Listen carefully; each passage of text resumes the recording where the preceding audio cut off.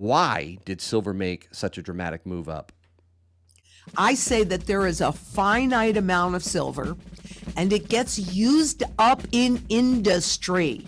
They don't want people in sound money, which obviously silver is sound money, because a rising gold and silver price is an indication of a failing currency and a looming crisis. You think 50 by when is likely? Buy your precious metals online from SD Bullion. New customers get gold and silver at spot by visiting sdbullion.com/new. Hi, Lynette. For the few watching who might not know who you are, you're an economist, chief market analyst, a hardcore gold and silver stacker, an expert prepper. You have a full vault of experience and insight when it comes to precious metals. Actually, I've been studying currencies and currency life cycles since 1987. So being a prepper and a stacker is because of what I know about those repeatable patterns, those things that happen every single time. And then the fact that 2008 is really when the system died. And that's when I became a prepper, when I saw that the system died. I was not a prepper up until that point. So let's talk about silver today. Love silver. Love it, love it, love it. I do too. It's been quite a ride this month. Yep. Silver made a bold statement. What do you think that statement was, and why did silver make such a dramatic move up? Well, number one, I think we have not really yet felt the ramifications of all the physical movement from Europe into the U.S. That has slowed. However, the demand has not really slowed. They meaning Wall Street and the central bankers and the government, they don't want people in sound money, which obviously silver is sound money. It is above all central banks. But I think there's also some level of hope for, frankly, the inflation in the global economy. That's really, with the dropping of the interest rates, what governments around the world are trying to do is inspire more inflation. So when we see this rush to silver, because they can create those contracts as much as they want that doesn't exist, but there could very well be some pressure that's building in here regarding the physical silver markets and inspiring that demand. That's what I think that move is. Plus the breakout, which we've shown. I mean, you can look at any silver chart. You can spot silver that doesn't reflect silver's true value, spot silver, but you can look at the chart and you can see that breakout. Whether or not it'll touch the 50 and go beyond that to conclude the cup this year, I don't know, but I don't think we're far from that. Because a rising gold and silver price, since this is the primary currency metal, this is the secondary currency metal, is an indication of a failing currency and a looming crisis. So we have to keep that in mind, because how do they get participation? They let things run, right? We were talking earlier before this, and you have a Dogecoin. And what color is the physical embodiment of a Dogecoin? This one's supposed to look like silver. Actually, this one is silver, but it's to represent the physical aspect of something that is not physical, a Dogecoin. Exactly. So a lot of that is perception management, because it is quite clear that the preference is for us to be inside of the next monetary system, which is a full surveillance system and a programmable system. Wow. So they don't want you in physical. They don't want this, right? They don't want us to want silver or gold. But $50 an ounce would complete the cup and handle? Yeah. And once we break above that, because when you ask what's happening, it's kind of like a spring. If you hold a spring down, down, down, when you remove your hand, what happens? It shoots in a direction. So when a top resistance level is broken, that resistance level is what holds that spring down, holds that silver down. It broke out. So, and even when, because you can look on a chart, you can see this all the time, right? So we'll have this level of resistance over here, and then you'll see silver bounce around and then come up to this level and go up just a little bit before pulling back a little bit. Well, once it's broken this level, see, that's higher than the level that was created. Doesn't matter. They broke that resistance level, even if it's suppressed for a minute more. Or a week or whatever, it's going to go back up. You think 50 by when is likely?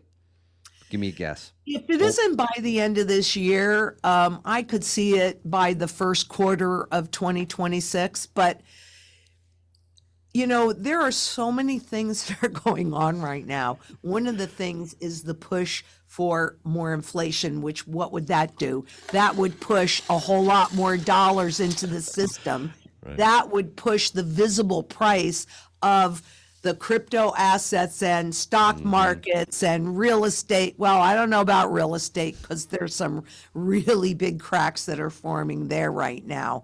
But that would push those intangible assets up, which then creates FOMO, fear of missing out, which then keeps people in the system because they're looking at that rise and thinking that's the trend. That's not the trend, my friend. The trend is the purchasing power of the currency. People get blinded by numbers, and what they should understand is, number one, what's the real trend that we're looking at, which is the purchasing power of the dollar, because it doesn't matter. A trillion times zero is still zero, and there is absolutely zero doubt that this is a currency life cycle issue. You got to have hard, sound money. Have you ever talked about what makes sound money? Why is it sound money? Why is it constitutional money? Why did our forefathers argue for sound money in the system, aside from the fact that they had already experienced that money, fiat money, government money being inflated away? But it is because both gold and silver are used in every single sector of the global economy. And therefore, it has the broadest base of functionality and the broadest base of demand. What is the demand for this stuff? How many areas? One place. What is the demand? Wait a minute. What was that you held up? No, the first thing. This happened to be a cryptocurrency, XRP. It's a gold representation because it's not real gold. It's just made to look like gold. Gotcha. It's made to look like this. Just okay. Right? Yep. Just like the physical representation of the Dogecoin is made to look like this, right? Because that's how they want you to think about it, because this is all perception management. But gold and silver retain its value over thousands of years because it's a true supply and demand instrument. The spot markets just, I don't know if I could say this, you might have to cut it out, but they bastardize it, right? They still want you to think, you look at how they do a transition, right? It's not rocket science. Here's a $10 gold coin. This was the beginning. Then they came out with this $10 gold certificate that you could change. I could do it with silver too, actually. All right, I'm just going to use a 20. That's what's easier for me to grab. But they allowed the Federal Reserve note to be spent right alongside with the $10 gold coin, the $10 gold certificate, and the $10 Federal Reserve note. When they took these away, everybody thought, well, they got used to using this for 20 years. So, nobody thought anything had changed, when in reality, everything had changed. And I'll tell you something else. 1965, I'm old enough to remember this, when President Johnson took the silver out of our system because that was the last bit of sound money we actually had in there. It became more expensive to create this silver coin than because of how much more of this garbage they put into the system. And so they had to take that out. But what did they do? They ran it right alongside this, right? This is new. It's base metal. This is actually silver, but I know it's hard to see. They look alike, other than looking on the rim, where you can see a little copper color versus the silver. Imitation is the greatest form of flattery. They really wanted people to buy in and think that it was legit as they debased our money. You hear a lot about the global supply of silver. Some say it's in severe deficit. Others say, no, there's plenty of silver available. What say you? I say it's in deficit.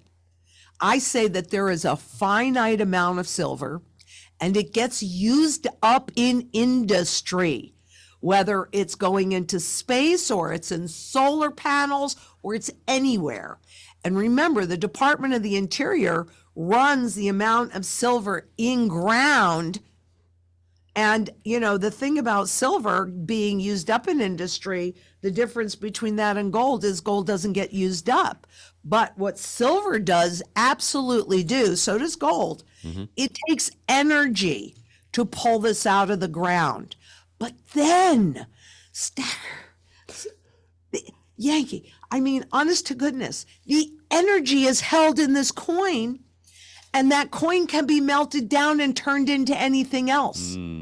This could be melted down into this, or this can be melted down and put into this, which means that energy that they had to use, as silver is frequently a byproduct, so it's not as much, but that energy is stored in the physical form, and then it gets to be used over and over again. With gold, since it's indestructible, it can be used an infinite amount of time.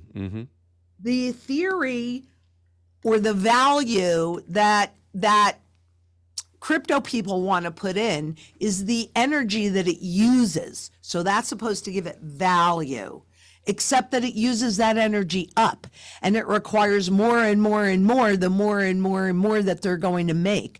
You cannot use it anywhere else. So one place, lots of energy, uses it up. Everywhere, stores that energy for reuse in those different industries. I don't know. It's a no-brainer to me. Well said. Lynette Zang of Zang Enterprises. Please subscribe to her YouTube channel right after you subscribe to mine, of course. Her link is in the description below. Thank you so much, Lynette.